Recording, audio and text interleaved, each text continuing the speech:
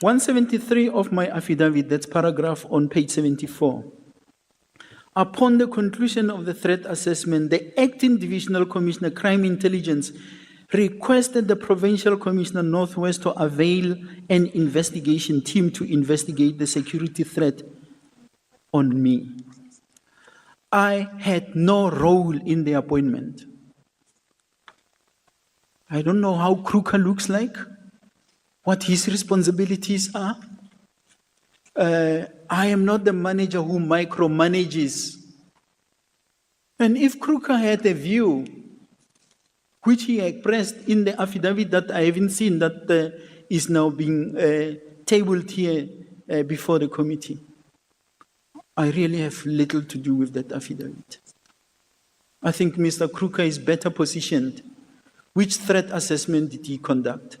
Because here is the threat assessment based on which a criminal investigation was conducted, following which a case was opened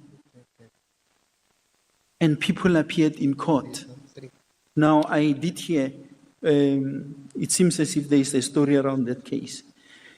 Mr. McBride never assured me that any investigation into my alleged misconduct or corruption will be legally and ethically conducted. Instead, a desperate Robert McBride directed that a case of defeating the ends of justice against me be registered on the 21st of November 2016 under Camille Drift case 123-11-2016. The actions of Robert McBride in this defied logic, and thus the NPA declined to prosecute. That's the first case that Nkabinde opened. I have testified to this effect, but it's been repeated. Mr. O'Sullivan, that's paragraph 175. Mr. O'Sullivan is purportedly a private investigator, not employed by IPIT in terms of Section 22 of the IPIT Act. It boggles my mind why a complainant registered a complaint against me.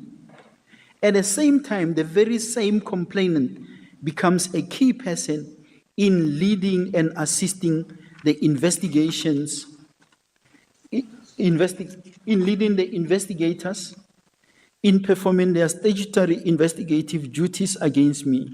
Worse, he has the nerve to impersonate an IPIT investigator, together with an admitted attorney of the High Court of South Africa, Sarah Jane Trent, in terms of which provision of the IPIT Act or policy was Mr. O'Sullivan and Ms. Trent allowed to play the role he played or is playing in my investigation by IPIT.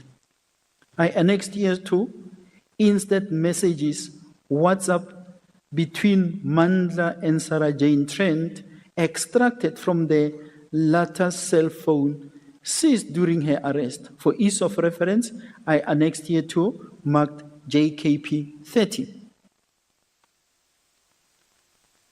If attaching them and maybe just referencing to one or two things is not enough, let me go through all of them.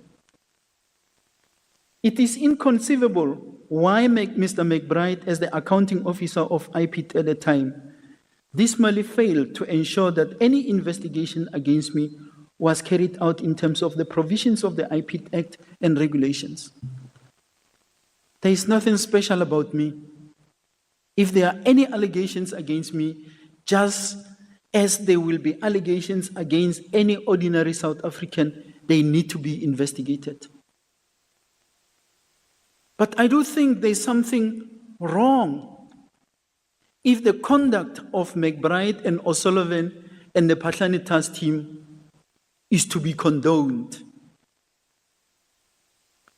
I wonder why the minister did not terminate this task team. Maybe he forgot because they never told me about it.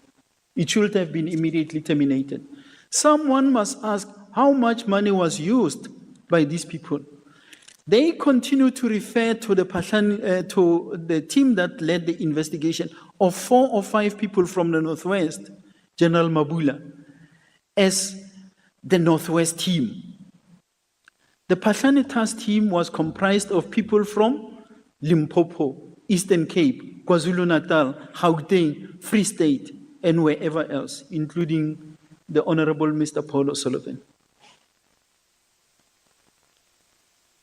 I have never, in the past 9 years since January 2016, endured vicious attack and an onslaught on my character, integrity, and family from Paul O'Sullivan at the behest of Robert McBride. This included senior managers in the South African Police Service who are in cahoots and are beneficiaries of this well-orchestrated destructive program of action. In memory of the late Commissioner Selebi and my colleague and friend Lieutenant General Sean Chabalala, I'm resolute and continue to walk tall in the face of the storm unleashed against me. I refuse to sell my soul. There is no way I would have sold the South African Police Service and handed it to a foreigner, Paul O'Sullivan, for his own interest. If that is a crime, I will go to jail for it. Chair,